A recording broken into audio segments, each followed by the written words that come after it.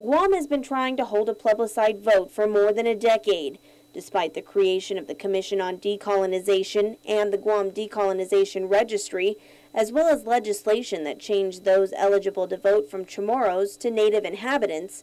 Year after year, a plebiscite vote has not become a reality.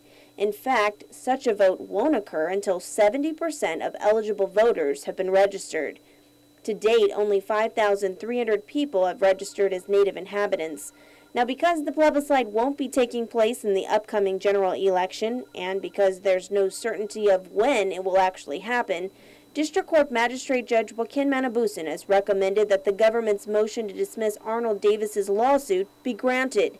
Davis wanted the government to be stopped from preventing him from registering and voting in the political status plebiscite.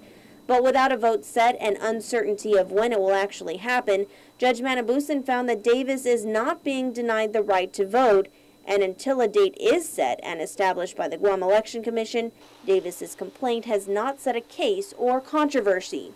In his conclusion, the judge notes that Davis's allegations present no sufficient immediacy and reality to warrant intervention by the court.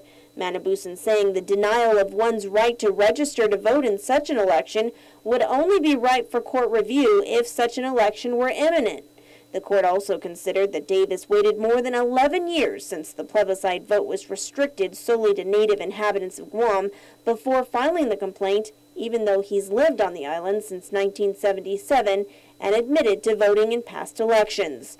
The court also found that Davis has no standing to bring an action to stop the Attorney General from enforcing the provisions of the plebiscite law that makes it a misdemeanor to register or allow anyone to register with the Guam Decolonization Registry if the person is not a native inhabitant of Guam.